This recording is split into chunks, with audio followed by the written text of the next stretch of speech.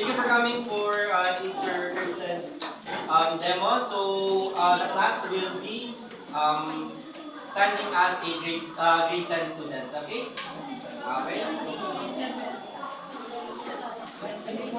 Grade 7 students.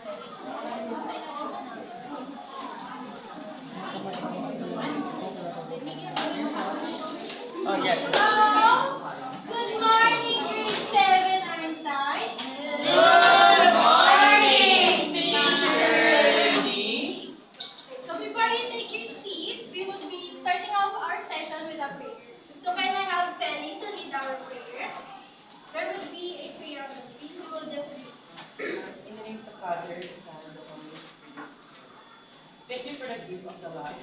Help us appreciate the world around us and the many ways we grow each day. Guide us to do what is right and to make wise choices. Teach us to respect others and to care for all that we have given. In the name of the Father, the Son, and the Holy Spirit. Amen. Okay, so before you take your seat, can you kindly see under your chairs if there's any trash? So if not, you can sit down. Thank you. So, for our attendance, instead of me calling your names, we will be doing it by your sitting arrangement. So, what I want you to do is that you will say your last name and you will say your favorite animal. So, for example, when it's my turn, what I would say is Santos Capybara. Okay, so is that clear? Do you have any questions? Okay, so let's start with Joy Rivera. So, you have a cat lover here. Carissa. And then a dog. A dog lover. Ben. Swan Capybara. I call it Swan Rock. Swan Rock. Smelly. Peligro, Juan. Koala. Diana. Rabia. Elephant. An elephant. Brian. Bird. Bird. Raisa. Basilan on zebra. Zebra. Prince. Gagliardi myself. Crystal. You're an animal. Yes. Zishan. Kaamay panda. Is that correct? Is it Zishan or X-Shan? Okay, thank you. Eunice. Belarmado. Okay, so thank you. So I'm glad that everyone is here in our class today. Now, for our classroom rules, I have an acronym which is stands for life. So can someone read our classroom rules? Yes, Carissa. Classroom rules. So L for listen carefully when the teacher or your classmates are speaking. I include everyone and treat others with kindness and respect. F focus on your work and stay attentive during class. And E encourage and support each other by helping one another. Okay, so thank you. We take your seat. Now, these classroom rules, I hope we would follow these rules all throughout our discussion today. Now, we will be having an activity. So, our activity is titled Watch and Wonder, in which I will show you two short clips, and I will be asking you questions later on regarding what are your understanding and ideas about the two clips. Is that clear? Do you have any questions? Okay. This is the first clip.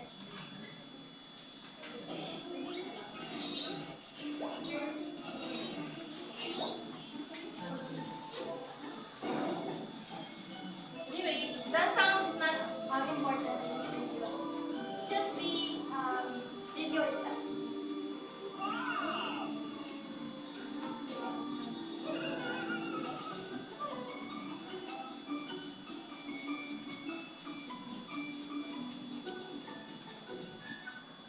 Okay, so does anyone know who is this character in our video?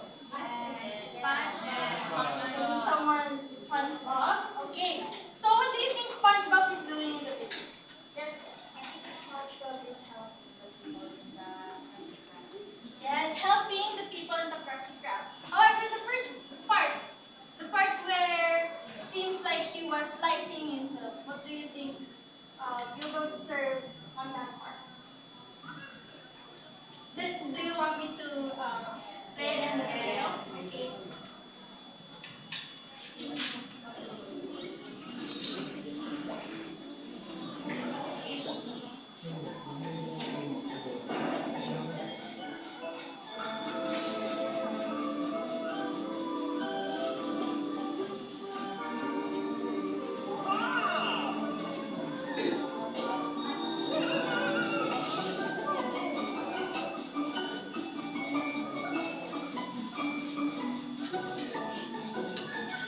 Okay, so is the video clear now? Yes. So what is SpongeBob doing in the video? Christian will answer. Christian? I think he slices himself to replicate and multitask. Multitask. Okay.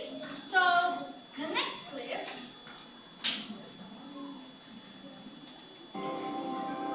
So you do like it, don't you? No. I do. I really do like it. But Maureen, I know that the drop-off is desirable with the great schools and the amazing view and all, but do we really need so much space? Oh, well, honey, these are our kids we're talking about. They deserve the best. Look. They'll wake up, poke their little heads out, and they see a whale. See right by their bedroom. You're gonna wake the kids. Right.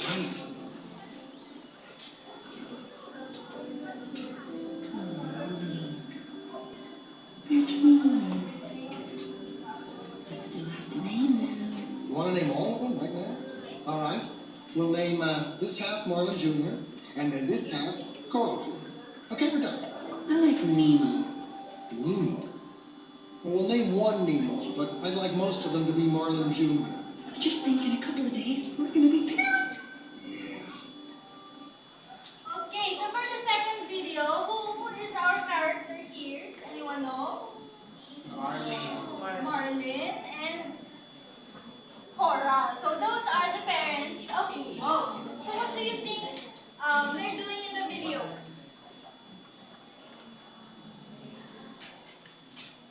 Yeah? Parang teacher. Yes, Diana. Can you stand up? They're trying to name lahat ng babies nila. Yes, they're trying to name their babies. So now, Teacher Lily has questions regarding with the videos that you have watched.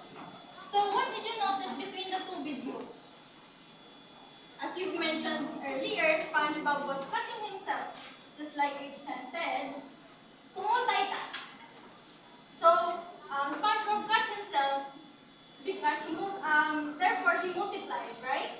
Yes. Yes. So the second clip shows the parents of Nemo. It shows their babies.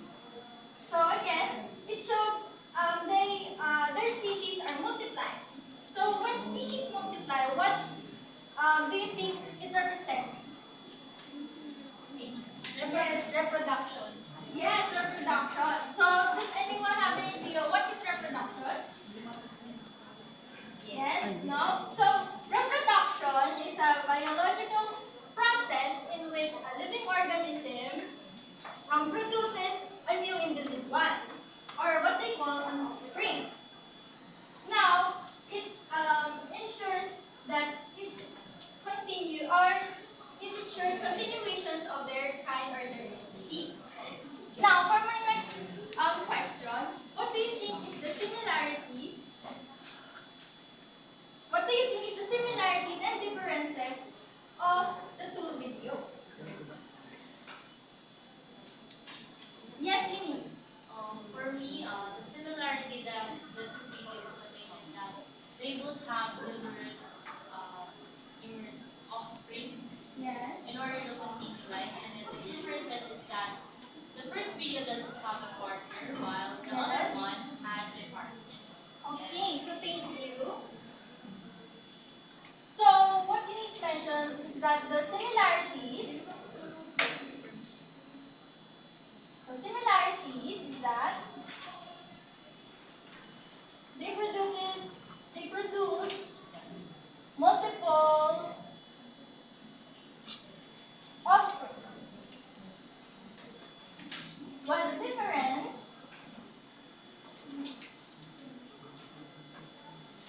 is that the first clip, again, it shows one organism reproducing. While the second, there's two organisms reproducing. Now that we know the similarities and differences, may I ask what would happen if there's no parent organism? Ano sa tingin niyo mangyayari kapag walang parent organism na paano mag-reproduce? Yes, Philip. For me, teacher, may rason na reproduce yung isang species na wala tayo.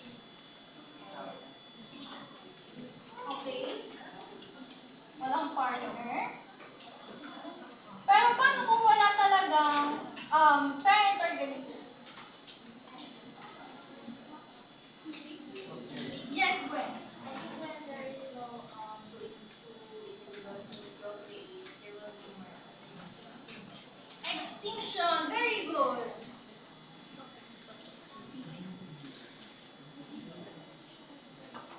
So, if there's no parent organism, of course, the species itself will go extinct.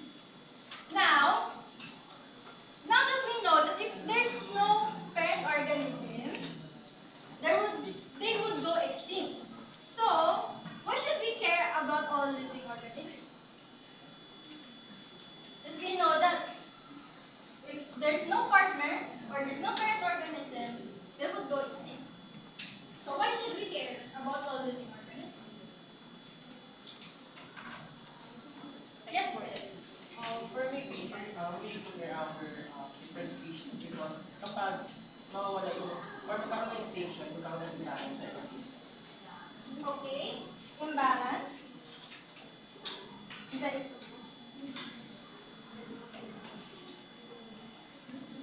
Teacher, ano po yung extinction? Extinction is kapag yung isang species is unti-unti na siya mawawala or nauubos. Okay, malinaw? Kayo po ba, teacher, na yung extinct na po ba tayo? So far, ang mundo natin ay nagiging overpopulated. So, kabaligtaran siya ng extinction. Ngayon, ano pa? Bakit kailangan ipakita tayo sa lahat ng mga nabubuhay? Kahit insects, animals. Bakit? Wala ba kayong pake sa other living things? Oh! Oh. Bakit kailangan may pakialam tayo? Ay! So, sabi-sabi na lang tayo ng opo. Ano yung sinasabi? Yes, Carissa.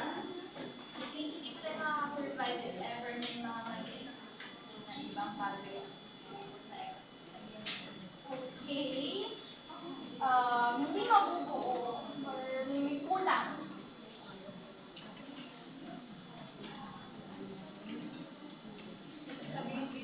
Now, sige, Christian. Naniniwala po ako na every organism po has a role in our world. Okay, so organisms has a role.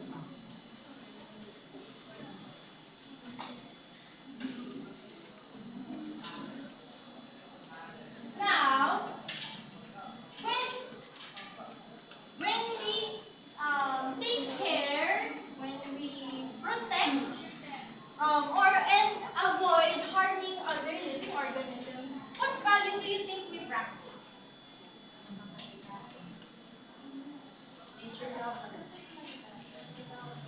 How about from this side? Let me hear Raisa. What value do you think we practice?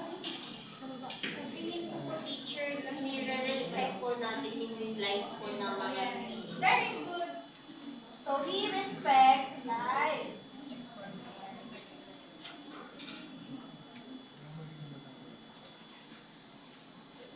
So we have to respect life kasi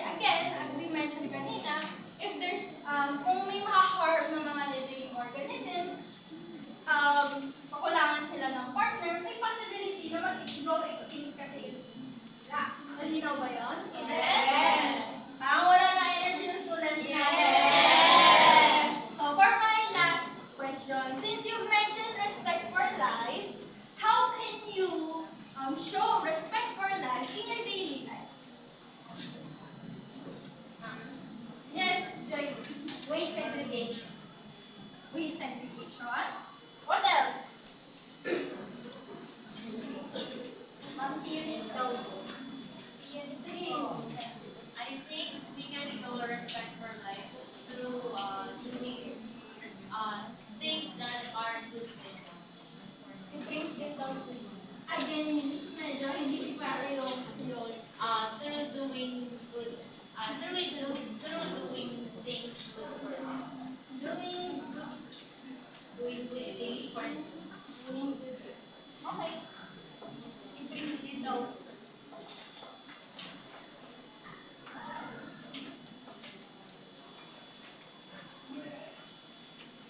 Who else? Yes, Diana. As a teacher, siguro yung pag-avoid din po ng violence or pag-away. Avoid violence. Not to die.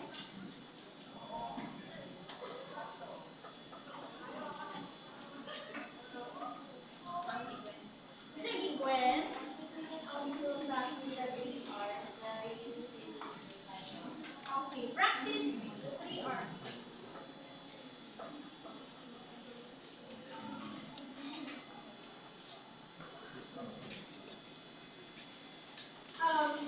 As I saw all of your answers, it's good that you have your own actions on how you would respect life. Now, let's head on to another activity. For this activity, I would be grouping you into two. So this would be group 1, and this would be group 2. So the instructions, I would be giving you mixed picture cards. So you will work together to match all of those picture cards. So those picture cards has parents and offspring. So you will have to do is to match the parents to its offspring. Is that clear? Yes. Do you have any questions? None. Okay. For a while, let me prepare your picture.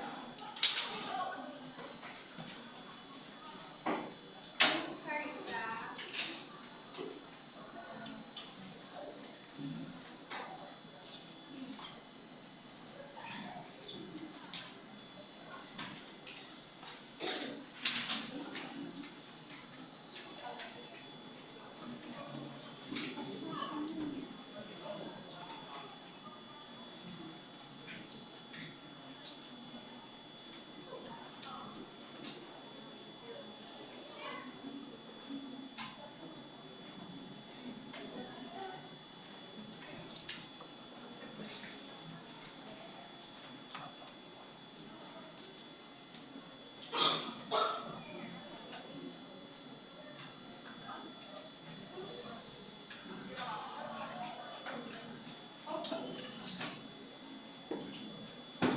So can you move now the chairs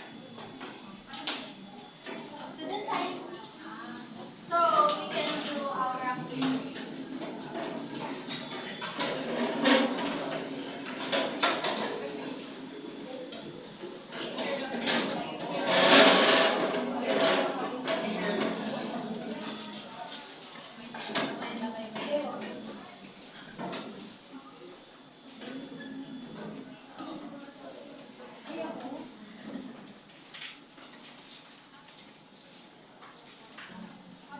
Alright, I will just fix your cards.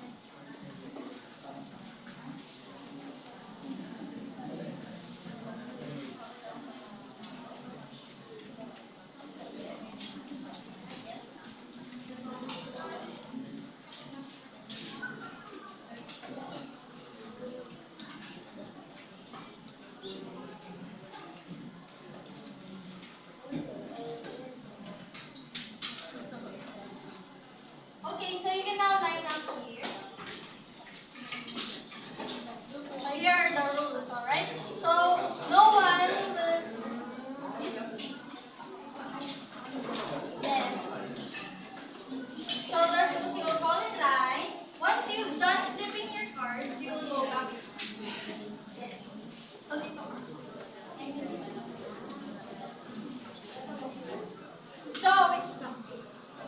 So one member can only flip. Sorry, di ba? We haven't started yet. So one member can only flip 2 cards at a time. Now, once all pairs are correctly matched, the last member will shout like parent, like what? Like here? Like wow. Okay, so here. The first, David excited. So, whose group will finish first will have a prize later on. So, do your best, okay? So, ready, set, go! Like fair, like what's too much? Oh, no. Sorry, my fault. You can line up. Wow. Mas pasusukan.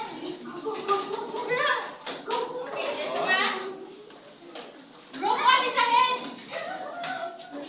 Group 2 is falling behind.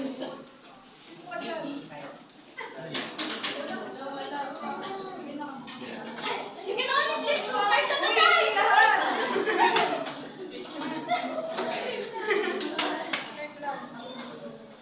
Okay. Oh. Uy, bakit ka po? Wait. This is your card. Mom, what's that? Yes, this is your card.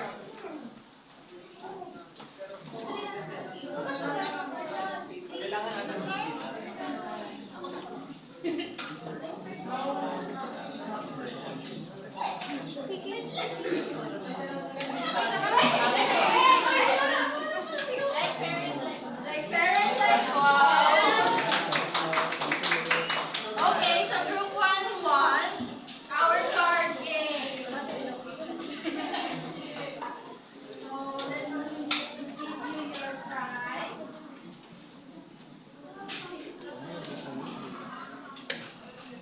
So here is your prize, group 1. Thank you,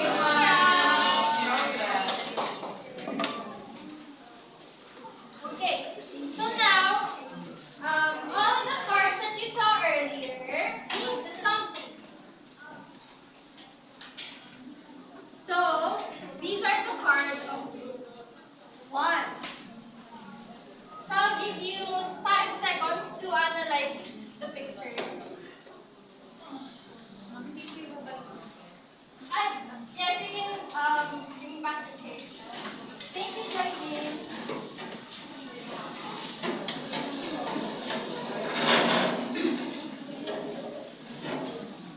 So,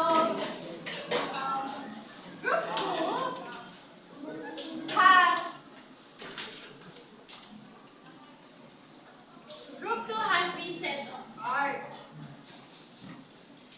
I'll give you 5 seconds to analyze the cards.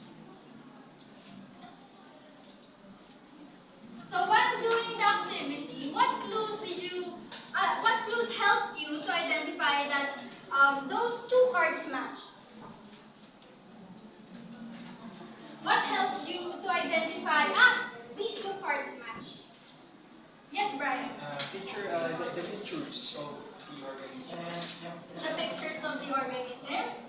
What did you notice about the pictures of the organisms? Yes, Claire. Bali po sa pictures na inanap po namin is that meron po kasi dalawa yung parent, parang meron po siyang parent, yung kabila naman is parang parehas lang po silang Parents, okay. So, what did you notice about the number of parents? There are 2. Yes. However, there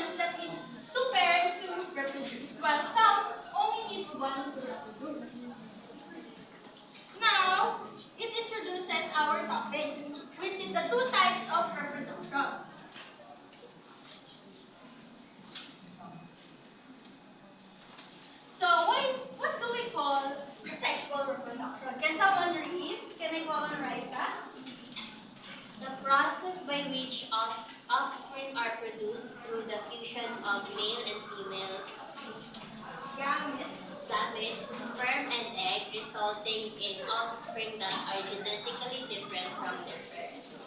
Living organisms like humans, plants, and animals undergo sexual reproduction. Okay, so that's before I discuss sexual reproduction. Are you familiar with the term gametes? No. No. So for those who are not familiar, gametes are the reproductive cells of male and female. So for female, it's called egg cells, while the male are called sperm cells. Is that clear? Yes. So when we say sexual reproduction, this involves two parents, which is a male and a female. So sinasabi dyan, it's a fusion of male and female gametes. So, in order for sexual reproduction to undergo, you would have to have a male and female present. Sinasabi din dito that offspring are genetically different from their parents. Bakit kaya? Bakit kaya different ang napoproduce ng sexual reproduction? Can I hear from this side? Can I hear from Prince? Go, Pwede Prince. pa ulit po ng question. Why do you think the offspring of sexual reproduction is genetically different from their parents?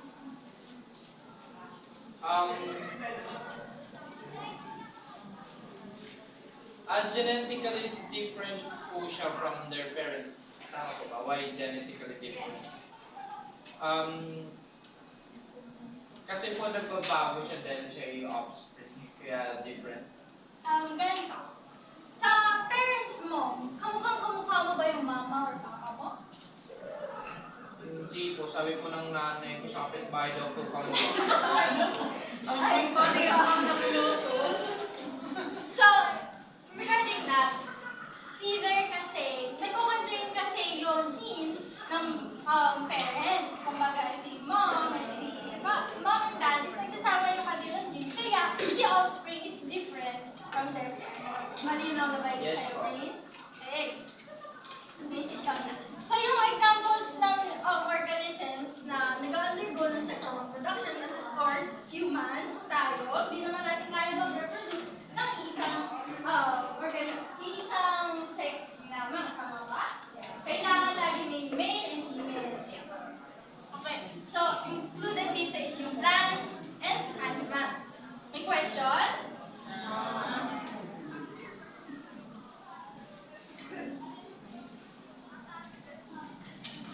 Yes. Nangyayari yung cell division po Cell division. ng dalawang like sperm cell sa egg. Hindi siya necessarily separate. Kumbaga, fusion, nagko-conjoin. Paano ma-fertilize? Question. Yes. Are humans able to reproduce without direct sexual intercourse? Yes. Diyan yung tinatawag na procedures like IVF, in which they will take an egg cell from a female and sperm cell from a male, and they will conjoin them not through sexual intercourse, but through medical procedures. Yes, Diane. Teacher, paano po sa plants? Kasi nag-reproduce din po yung plants. Paano po natin ma-identify po ba natin kung male or female ang isang plant? Yes, and we will tackle that in our next session. Okay. Teacher, may tanong po si Carissa. Sabi niya, teacher, yung napanood niya daw po ba sa online? Kasi nanood daw po siya sa TikTok. Yung isang egg daw po, parang may injection na, tapos naging dalawa. Totoo po kaya yun? Paano naging dalawa? Parang nagkaroon po ng dalawang U. Baka AI yun. Kasi when you inject a sperm cell doon sa egg cell, mag-fertilize siya. Not necessarily maghihiwalay siya or mag-multiply siya. Thanks, teacher. So, di ba lang, naglaba yung picture. Na-skip natin yung objectives kanina. Pero can someone read our objectives?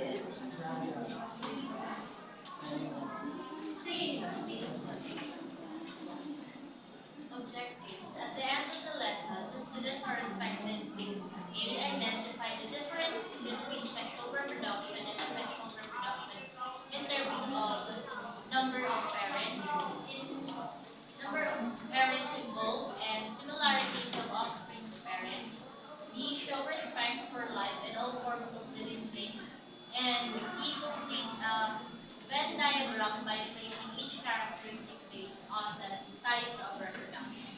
Thank you, Miss. Now we can continue on with our discussion. So, as I mentioned earlier, dalawa yung types ng reproduction. Yung una, as we discussed earlier, is yung sexual.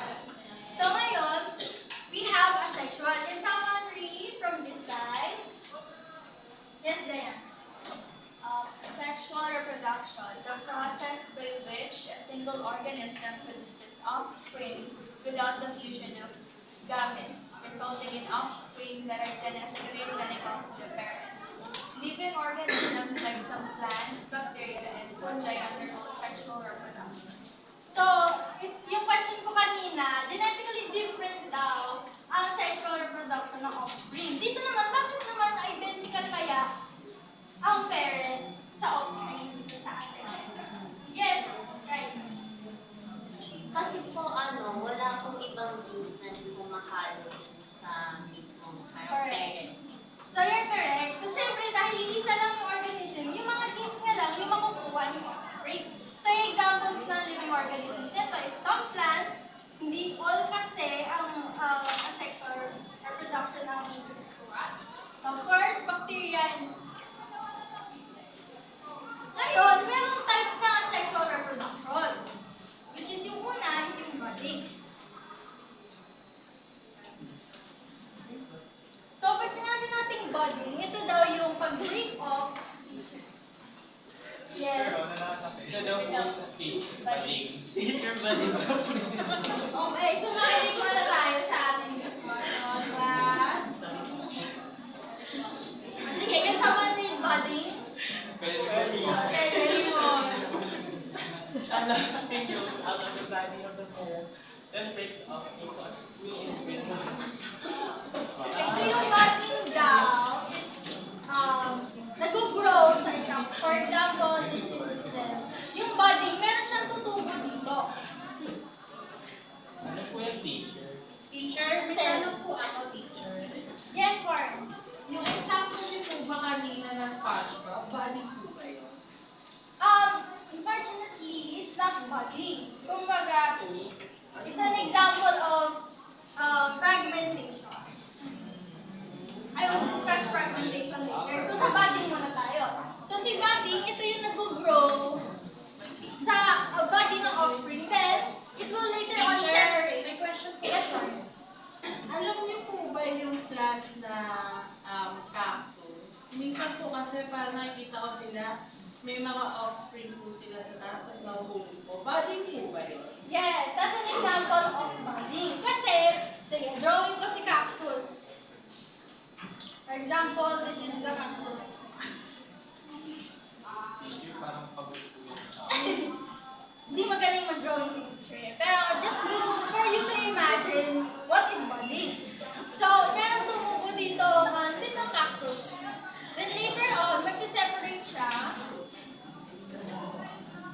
syempre malalagdag siya. Yes. Pero later on, magsiseparate kasi siya dun sa body ng parent niya. So, that is what you call budding. Yes, Prince? Yung ano po ba, yung sa rubber tree, bading din po ba yun? Rubber tree, pag-harvest ng rubber sa rubber tree, tama ba yun? Hindi po, pag maliit pa po, parang nilalagyan po nila ng bago sa kanang rubber. Bading po ba tawag? Hindi. Kasi yung budding, dapat mismo magagaling dun sa plant. Malinaw ba yun, Chris? Okay. So, malinaw na sa inyo kung ano yung budding? Yes. Natatawa si Penny, si Penny ang budding. Ano kasi yung Ay, isa pa yun. Anyway, moving on. Sa fragmentation naman, familiar ba kayo sa starfish? Yes! Starfish is an example of budding. So, for example, nabali or naputol yung kamay ng starfish. Or siya, putol. We say fragmentation, itong naputol niyang arm, pwedeng tumubo ng panibagong starfish. So, that is what you call fragmentation. Teacher, yung starfish mo na naputulan, natutubo pa po ba? Actually, yes, tutubo siya and pasok siya sa regeneration. Kasi ang regeneration, sinasabi dito na kapag meron kang putulang part, pwede pa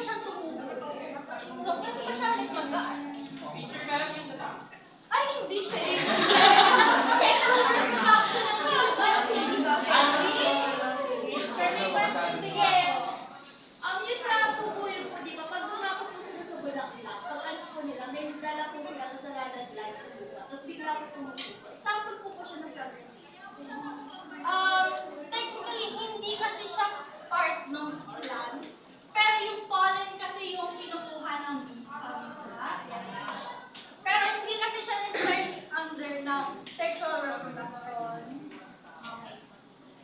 Thank you. So, malinaw na si fragmentation, yung pagputol and panibagong organism. Yung sa regeneration, is yung pagtubo ulit nung naputol na part. Malinaw ba ito? Yes! So, alright. Gusto ba kayo i-share? Hindi ba may tanong mo kasi? Yung sa asexual reproduction mo, kunwari yung starfish mo, lahat ba ng types of asexual reproduction nasa kanya? Or tatlo lang? Or isa lang? Yung example is under siya ng fragmentation. Kumbaga si starfish is under siya ng fragmentation na asexual reproduction. Yung regeneration kasi, it describes growing apart of an organism.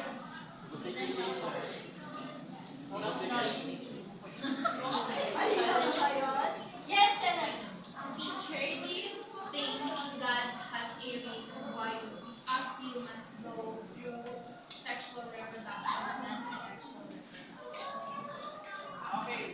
We go through sexual reproduction kasi. Because again, we cannot reproduce with only one sex, which is male, female, and kasi itong mga ito, they don't have what you call sexual organs. Kumbaga, you cannot determine if they're female or female, unlike sa humans. Yes, Warren? Teacher, tingin niyo ba inisip ni God na gawin tayo sexual, imbis na asexual dahil maging overpopulated tayo? Kasi only cat lang sa ating body part, maging another penis. Yes, that is possible, Warren. Kasi, thank you for that. Kasi nga naman, pag maputulan sa ngalan ng isang kamay, di ba? Tapos tutuloy to ang individual, mas magiging overpopulated tayo. Pero kung isipin, kahit nga sexual reproduction ng ating type ng reproduction, nagkakaroon kami ng overpopulation. Next is yung binary fusion. So dito sa binary fusion, nakakita dito, ang example kasi ng binary fusion sa mga bacteria. So for example, this is a bacteria. For example, this is a bacteria. So sinasabi dito, na yung bacteria daw is kinakopy niya yung mga organelle or yung mga organs niya, kaya lalaki siya. Kumbaga, dodoble sa loob yung mga organs niya. Ngayon, kapag malaki na siya, mag-split siya into two. So, dito na yung organs. Yan. So, from one bacteria, it will grow because dumodoble yung organs sa loob. Then, it will separate into two cells or two bacteria. Do you know ba ito? Yes. Wala bang questions about sa binary fusion? Teacher, may picture ka.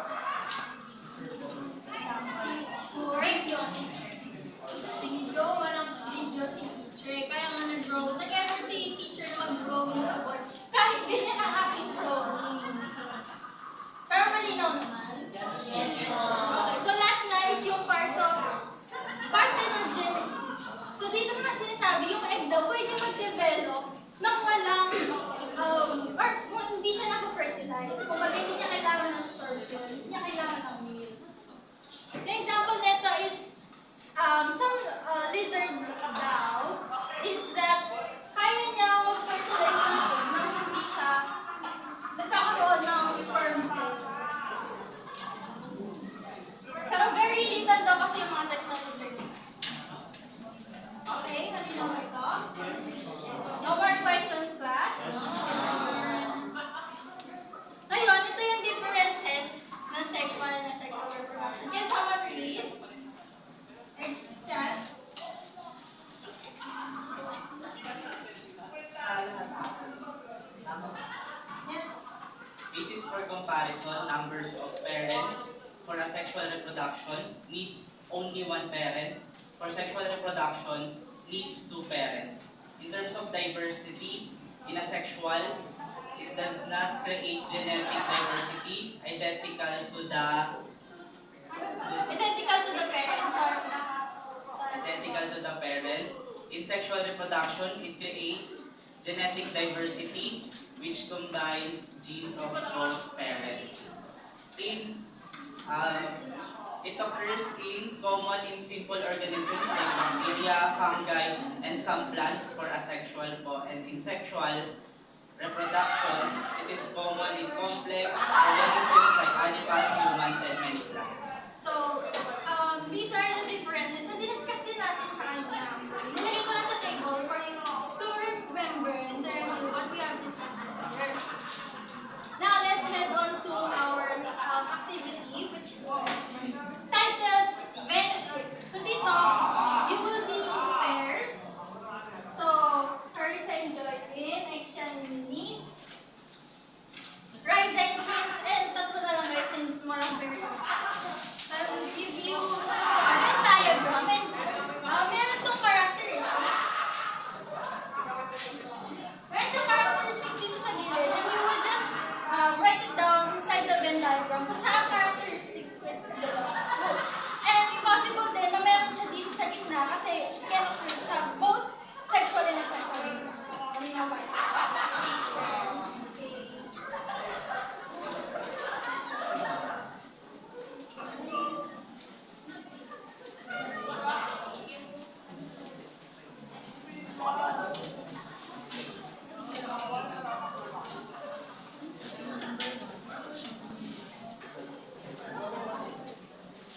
So I will give you 2 minutes to answer that.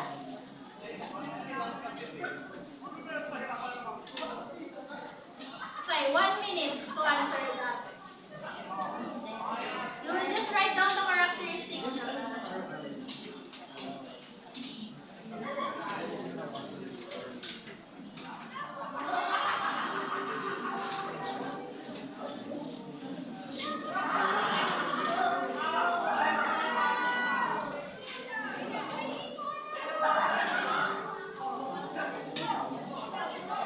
Okay, so while you're answering, I will show you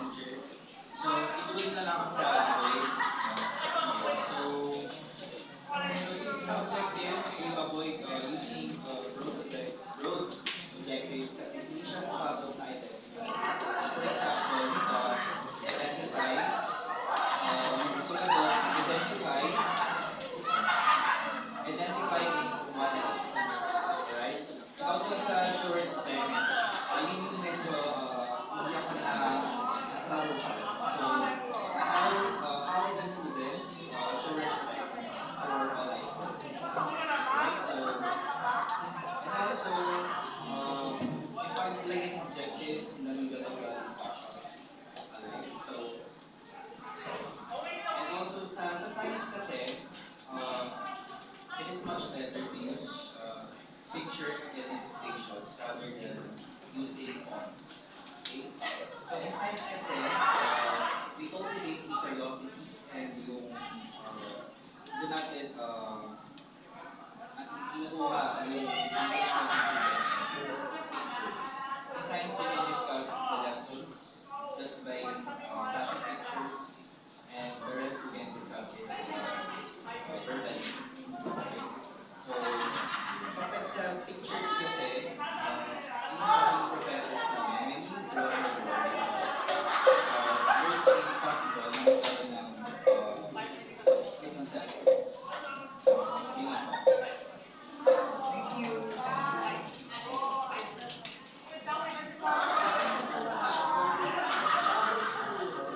Don't use your kumbaga or yung final kasi very important when it comes to science yung iwasan yung mga ganong words kasi nai-explain na sa amin na there's a scientific explanation.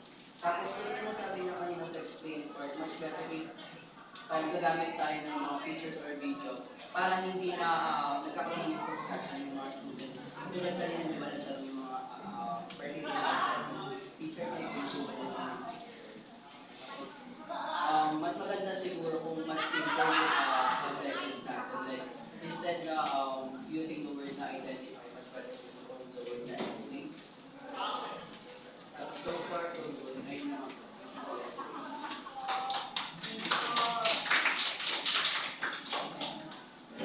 First of all, congratulations for mag-continue na ako kasi most of them naman ay nag-upgrade. So, advantage ka kasi BE ang nagsagot kung bakit values na nito, ang value na. Pero, yung questions mo naman, goods naman siya for kung paano mo siya na-deliver. Kaso yun nga lang, advantage ko lang, BE ang nagsagot na no? And also, I like your mastery of the content na nagbigay ka ng idea sa umpisa pa lang. Pero bakit walang nakasulat sa number 1? And of course, yung transition mo sa types of asexual reproduction. Grabe. Sabi ako kay Sir Yuri na magaling na transition yan mula sa wait lang! Yung mula doon sa body na naging fragmentation, hindi mo na siya i-explain isa-isa. Pinakita mo na lang siya as example. So, ayun lang. That's all. Congratulations ulit. Alright, we will have our teacher taking science.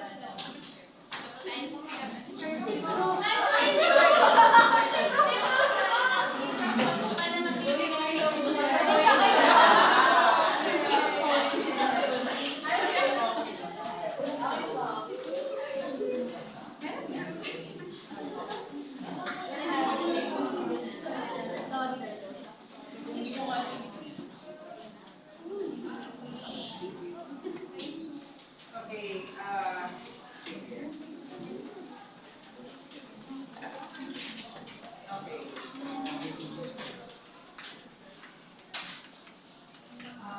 very challenging to science. Dapat organized groups ka kasi dapat objective lahat na mahirap task ng subjective science. Tama, right? Okay. Pwede ba siyang magturo ng science? Pwede naman kasi actually na perfect yung explanation sa discussion.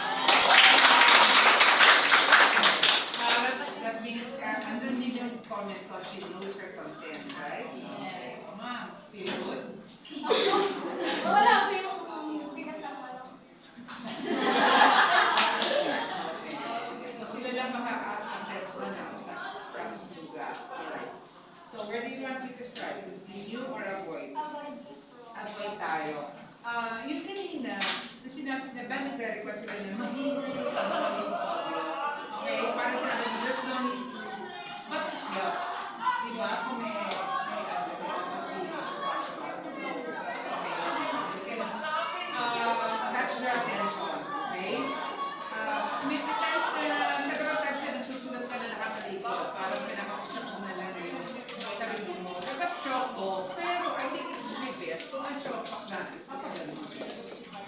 hindi ba natin ito?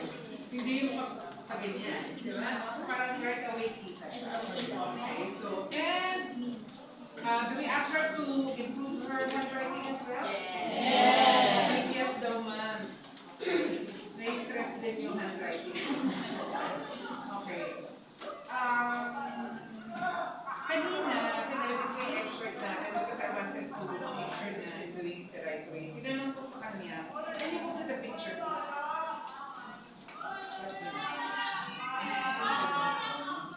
Yung tanong ko, kasi ang ganda naman ng activity na to, no? Yung pinapagawa mo sa kanila.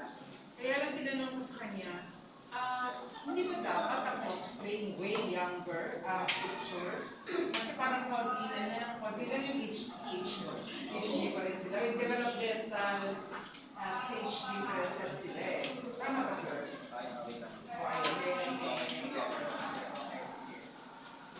Ayun din yung sabi ni Ma'am Marte, correct ba? Tama siya. Yung pictures, easily identifiable siya. Especially for grade 7 kasi they have this topic na grade 5. So parang nangyari is naging redundant siya ngayong grade 7. So, much better kung may sabi ni Prof, kung lalayuan natin masyado. But again, yung starfish, can you recognize there ba kung saan yung parents and offspring and also yung fish sa gilid? So, kung may like questions, nakalagay doon yung what clues to identify. So, doon kami sa first question, na-answer na siya. Alright, maraming salamat. So para siguro hindi lang sa angle lang kita, no? Kita yung big difference ng offspring sa parent. Okay, sige. Sorry, hindi natin na-prompt. Hindi pwede sumagot BE majors, sumagot, nag-giveaway, hindi pa Pasko nag-giveaway, may regalo. Diba? That they're not allowed. Kaya hindi, nagulat ka na rin siguro. Na sumagot si Mama, no? Okay, giveaway yun, binigay na ni Mami, correct? No, step yun, ano? Siguro ang bawi mo na lang doon, kung dinitin mo pa, kung bakit yun. Diba, no? Kasi binigay niya na, wala tayo hold on. So, sana dinitin pa ng konti. Para may contribution ka. What you did is, out of surprise, baka nung sinabi sa'yo, hindi ko lang sa susunod na. Okay, so yun. Yung subjectives mo, eto, sorry po, issue namin ito lagi eh. Ang objective sa values education, values ed higher, teaching values ed, talagang nilalagay namin siya sa unahan. Yun ang expected eh. Pero dito, kung nararamdaman nyo, medyo nakatago, nasa gitna. Kasi ayaw namin i-give away yung value. Only for that reason. The correct one is, nasa unahan siya dapat. Ayaw, yun yung reason. Kaya, kasi sinasabi sa amin na, ba't nasa gitna yung objectives, no? Only because of that. You don't want to give away the value. But you're correct that it should be sa unahan. Okay? Kasi sa values naman natin. Okay. Okay. Principle of IEMs is that if you can show us the real thing, that's very good. If not, video. Next picture. Yung katulad yan, hindi ko alam kung tinamad na si teacher ng iba't ibang klase. Kasi ito subject to misconception yan eh, di ba? Baka kung ano tayo mag-isip nila sa mga dinodrawing mo. Di ba? So, better kapag ka, baka naman ang dami naman available, no? Na kahit na straight video lang, makaka-capture lang, mas may intindihan. Objectives is a bit crowded, ito ng ganyan, siguro medyo ayusin lang natin, direction and all. Okay, so what else? So that's avoid. Yung pagsasabi mo na, bakit kailangan nyo magkaroon ng pake? Wala ba kayong pake? Bakit kailangan nyo magkaroon ng pake? The question is, why should we care for all living beings? Tama ba yung katuha ko? Pero hindi ba sila sumasagot? Kaya ginamit ko na yung term. Kaya sinabi ko kasi na they care about all living organisms, pero hindi ko nila ma-explain kung bakit. Okay, sige. Baka mas academic tone tayo, no? Okay, sige.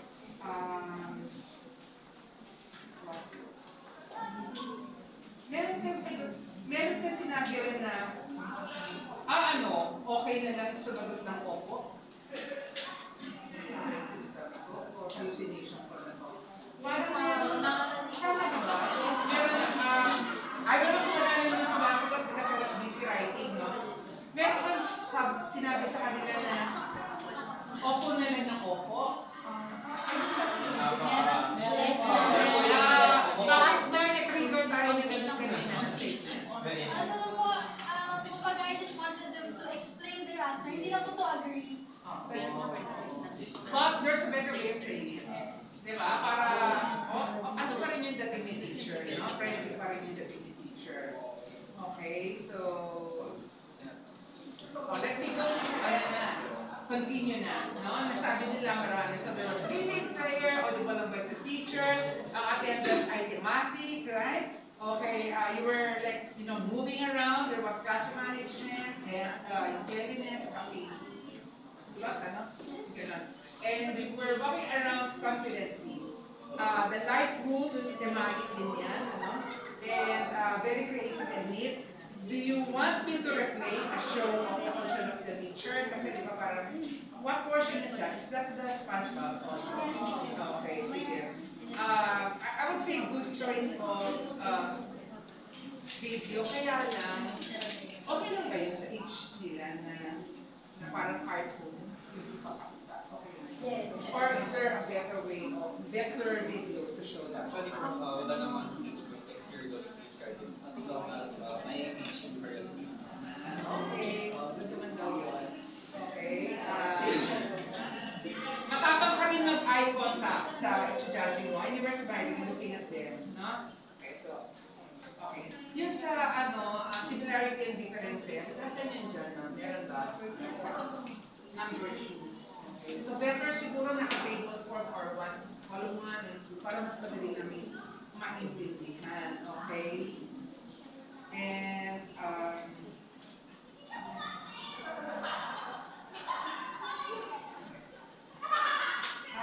sorry, baka pang avoid to. More energy. Diba? More energy from the teacher. Kasi nakakahawa yung energy ng teacher, diba?